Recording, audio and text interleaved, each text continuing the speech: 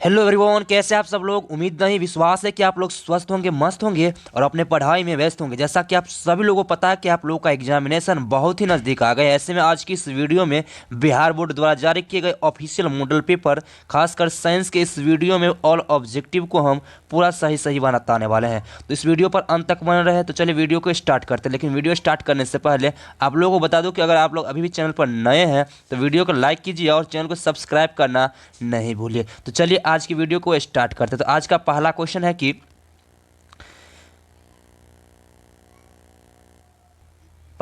किसी प्रकाश स्रोत के सामने एक रुकावट रख देने पर क्या बनता है। तो किसी प्रकाश स्रोत के सामने एक रुकावट रख देने से जो बनता है वह बनता क्या है, छाया। यानी कि ऑप्शन नंबर एक करेक्ट आंसर हो जाएगा। चलिए अगला प्रश्न देखते हैं। अगला प्रश्न है कि समतल दर्पण की फोकस दूरी होती है। तो समतल दर्पण की फोकस दूरी की बात की जाए तो अनंत होती है। तो चलिए आज का अगला प्रश्न देखते हैं। अगला प्रश्न है कि 1 मीटर फोकस दूरी वाले उत्तल लेंस की क्षमता होगी। तो लेंस की क्षमता का ऐसा ही मात्रक होता है डायोप्टर, यानी कि 1/f। तो यानी कि मीटर में दे दिया हुआ है तो इसको कहेंगे 1/1, यानी कि 1 डायोप्टर हो जाएगा। तो यानी कि उत्तल लेंस की फोकस दूरी धनात्मक होती है, इसलिए प्लस में 1 डायोप्टर, यानी कि ऑप्शन नंबर देखने वाली बात होगी। यानी कि ऑप्शन नंबर क्या हो जाएगा, डी करेक्ट आंसर हो जाएगा। चलिए आज का अगला प्रश्न देखते हैं। अगला प्रश्न है कि निम्नलिखित में से किस लेंस को अपसारी लेंस कहते हैं। यानी कि निम्नलिखित में से किस लेंस को अपसारी लेंस कहते हैं। बात की जाए तो उत्तल लेंस को अभिसारी लेंस कहते हैं और अवतल लेंस को क्या कहते हैं, अपसारी लेंस कहते हैं। यानी कि ऑप्शन नंबर बी क्या हो जाएगा, करेक्ट आंसर हो जाएगा। तो चलिए आज का अगला प्रश्न देखते हैं। अगला प्रश्न है कि प्रकाश की चाल विभिन्न माध्यमों में होता है। तो प्रकाश की चाल विभिन्न माध्यमों में होता है, वो होता है आपका भिन्न भिन्न होता है। यानी कि बात की जाए तो हवा में और निर्वात में ये सब क्या होता है, भिन्न भिन्न होता है। तो चलिए आज का अगला प्रश्न देखते हैं। अगला प्रश्न है कि किसी लेंस द्वारा उत्पन्न आवर्धन का एसआई मात्रक क्या है। तो किसी लेंस द्वारा उत्पन्न आवर्धन का एसआई मात्रक नहीं होता है, यानी कि मात्रक विहीन होता है। यानी कि ऑप्शन नंबर डी इसका क्या हो जाएगा, करेक्ट आंसर हो जाएगा। तो चलिए आज का अगला प्रश्न देखते हैं। अगला प्रश्न है कि निम्नलिखित में से किसका अपवर्तनांक सबसे अधिक होता है। तो बात की जाए तो चारों ऑप्शन में से हीरा का अपवर्तनांक सबसे ज़्यादा है, जिसका अपवर्तनांक होता है 2.42। तो चलिए आज का अगला प्रश्न देखते हैं। अगला प्रश्न है कि एक अभिसारी लेंस बनाता है, एक अभिसारी लेंस यानी कि बात की जाए तो उत्तल लेंस जो बनाता है वह कभी आभासी तो कभी वास्तविक प्रतिबिंब बनाता है। यानी कि ऑप्शन नंबर सी क्या हो जाएगा, इसका राइट आंसर हो जाएगा। तो चलिए आज का अगला प्रश्न देखते हैं। अगला प्रश्न है कि आकाश का नीला रंग होना किस परिघटना का परिणाम है। तो राइट आंसर क्या हो जाएगा, यानी कि ऑप्शन नंबर बी हो जाएगा। चलिए आज का अगला प्रश्न देखते हैं। अगला प्रश्न है कि प्रकाश का प्राथमिक वर्ण है। प्रकाश का बात की जाए तो प्राथमिक वर्ण यानी कि रंग क्या है, तो लाल भी है, नीला भी है, हरा भी है और यानी कि option number D correct answer हो जाएगा, यानी कि इनमें से सभी। तो चलिए आज का अगला प्रश्न देखते हैं। अगला प्रश्न है कि बृहत संख्या में प्रकाश सुग्राही कोशिकाएं कहाँ होती है। तो रेटिना में होती है, यानी कि ऑप्शन नंबर सी क्या हो जाएगा, आपका करेक्ट आंसर हो जाएगा। तो चलिए आज का अगला प्रश्न देखते हैं। दूरदृष्टि दोष के उपचार के लिए किस लेंस का प्रयोग होता है। यानी कि दूरदृष्टि जब होता है तो उसका ठीक यानी कि उपचार जो है उत्तल लेंस से होता है, वहीं निकट दृष्टि दोष का उपचार जो होता है वह अवतल लेंस से होता है। तो सवाल है कि दूरदृष्टि दोष के उपचार के लिए किस लेंस का प्रयोग होता है, बात हो जाएगा यानी कि ऑप्शन नंबर ए यानी कि उत्तल लेंस। तो चलिए आज का अगला प्रश्न देखते हैं।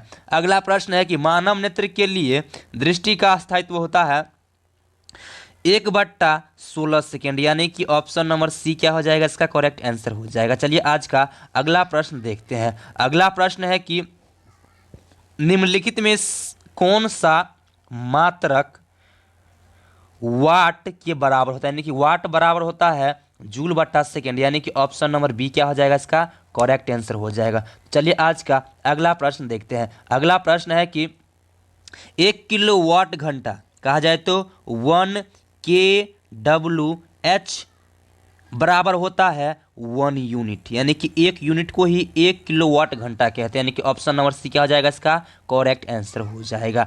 तो चलिए आज का अगला प्रश्न देखते हैं। अगला प्रश्न है कि विद्युत शक्ति का एसआई मात्रक क्या होता है। तो विद्युत शक्ति पूछे या सिर्फ शक्ति के एसआई मात्रक पूछ ले तो वो आपका क्या हो जाएगा, वाट हो जाएगा, यानी कि ऑप्शन नंबर बी क्या हो जाएगा, करेक्ट आंसर हो जाएगा। तो चलिए आज का अगला प्रश्न देखते हैं। अगला प्रश्न है कि 1 के WH बराबर होता है तो 3.6 गुने 10 के पावर 10 जूल होता है। याद रखिएगा ऑप्शन बी है 36 लिखा हुआ है, तो उसको गलत कर देंगे, यानी कि सी जो है राइट आंसर हो जाएगा। 3.6 गुने 10 के पावर 6 जूल हो जाएगा। तो चलिए आज का अगला प्रश्न देखते हैं। अगला प्रश्न है कि दाएं हाथ के अंगूठे के नियम को प्रतिपादित किसने किया था। किसने प्रतिपादित किया था, मैक्सवेल ने। किसने, मैक्सवेल ने।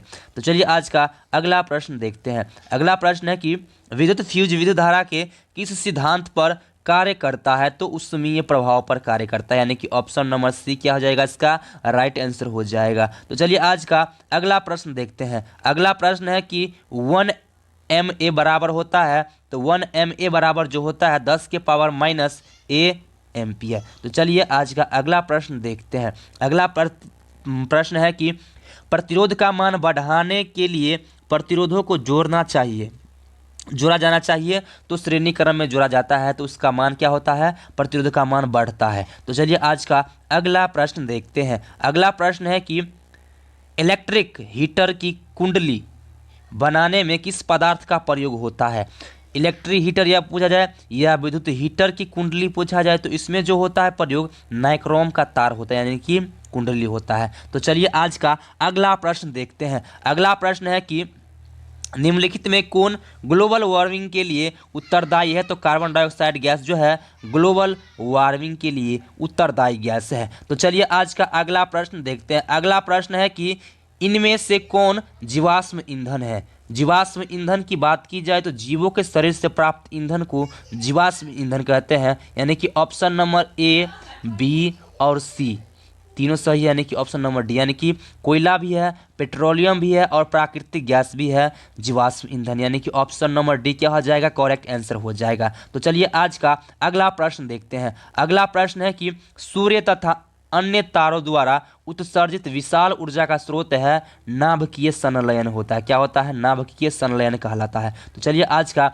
अगला प्रश्न देखते हैं। अगला प्रश्न है कि टिहरी बांध निर्माण का उद्देश्य क्या था। तो बहुउद्देशीय परियोजना था जिसमें आता था कि भूमि सिंचाई, बिजली उत्पादन और जल आपूर्ति, यानी कि ऑप्शन नंबर डी क्या हो जाएगा, इसका करेक्ट आंसर हो जाएगा। तो चलिए आज का अगला प्रश्न देखते हैं। अगला प्रश्न है कि खिलौनों में किस सेल का उपयोग होता है। तो खिलौनों में बात की जाए तो सूखा सेल का उपयोग होता है। तो चलिए आज का अगला प्रश्न देखते हैं। अगला प्रश्न है कि जल में विद्युत अपघटन में कैथोड पर कौन सी गैस मुक्त होती है। तो कैथोड पर बात की जाए तो हाइड्रोजन गैस मुक्त होती है, यानी कि ऑप्शन नंबर सी क्या हो जाएगा, इसका करेक्ट आंसर हो जाएगा। तो चलिए आज का अगला प्रश्न देखते हैं। अगला प्रश्न है कि नीचे दी हुई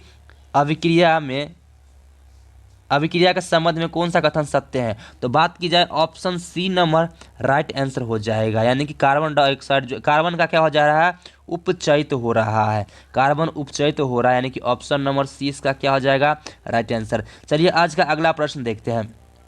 अगला प्रश्न है कि जस्ता तथा तनु हाइड्रोक्लोरिक अम्ल की अभिक्रिया के फलस्वरूप कौन सा गैस मुक्त होता है।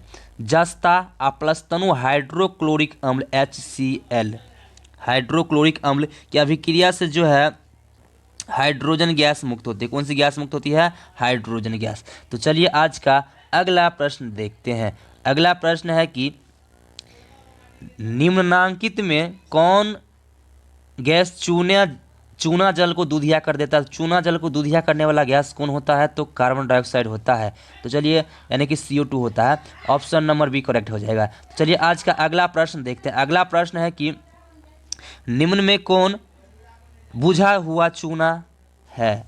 तो बुझा हुआ चूना का सूत्र क्या होता है, कैल्शियम हाइड्रोक्साइड के होल 2s, यानी कि ऑप्शन नंबर सी क्या हो जाएगा, करेक्ट आंसर हो जाएगा। तो चलिए आज का अगला प्रश्न देखते हैं। दंतमंजन प्रायः होता है, दंतमंजन जो होता है वो क्षारीय होता है, टूथपेस्ट कहा जाए तो क्षारीय होता है। तो चलिए आज का अगला प्रश्न देखते हैं। अगला प्रश्न है कि नींबू में कौन सा अम्ल होता है। तो नींबू में बात की जाए तो सिट्रिक अम्ल होता है। कौन सा अम्ल होता है? सिट्रिक, यानी कि ऑप्शन नंबर ए इसका करेक्ट आंसर हो जाएगा। आज का अगला प्रश्न है, अगला प्रश्न है कि मिल्क ऑफ मैग्नीशिया का पीएच मान होता है। तो मिल्क ऑफ मैग्नीशिया का पीएच मान जो होता है वो आपका कितना होता है? 10.5 होता है। अगला प्रश्न है जस्ता का अयस्क है। तो जस्ता यानी कि जस्ता कहा जाए या जिंक कहा जाए, बातबा बराबर होता है, यानी कि जिंक Zn, यानी कि जिंक ब्लेड इसका क्या हो जाएगा? करेक्ट आंसर, यानी कि ऑप्शन नंबर डी क्या हो जाएगा? सही हो जाएगा। तो चलिए आज का अगला प्रश्न देखते हैं। अगला प्रश्न है कि धातु जो सिर्फ अम्लराज में, अम्लराज कहने का मतलब इक्वारेजिया भी होता है, में घुलता है वह है। तो एक ऐसा धातु है वह सिर्फ सोना होता है, यानी कि Au होता है। क्या होता है? Au ऐसा धातु है जो सिर्फ अम्लराज यानी कि एक्वारेजिया में घुलता है, यानी कि ऑप्शन नंबर क्या हो जाएगा? सी करेक्ट आंसर हो जाएगा। अगला प्रश्न है कि निम्नलिखित में कौन आयनिक यौगिक नहीं है। देखिए बातों को पढ़ने का प्रयास करें। आयनिक यौगिक नहीं है तो कार्बन डाइऑक्साइड क्या है? आयनिक यौगिक नहीं है, आयनिक यौगिक नहीं है। इसके बाद अगला प्रश्न है कि हीलियम गैस है। तो हीलियम जो होता है अक्रिय गैस होता है, यानी कि निष्क्रिय गैस भी कहा जाए तो सही है। अक्रिय गैसों की संख्या जो होती है वो आपकी 6 होती है, यानी कि ऑप्शन नंबर क्या हो जाएगा? बी करेक्ट हो जाएगा। चलिए आज का अगला प्रश्न देखते हैं। अगला प्रश्न और लास्ट प्रश्न आज का है कि सबसे कठोर प्राकृतिक पदार्थ कौन है, यानी कि प्रकृति में सबसे कठोर पदार्थ कौन है? तो हीरा है, यानी कि ऑप्शन नंबर डी क्या हो जाएगा? करेक्ट हो जाएगा। उम्मीद करता हूं कि यह वीडियो आप लोगों को पसंद आया होगा। अगर वीडियो पसंद आए हो तो वीडियो को लाइक कीजिए और चैनल को सब्सक्राइब भी कर लीजिए, ताकि कोई वीडियो अपलोड करूं तो सबसे पहले आपको नोटिफिकेशन मिल जाए।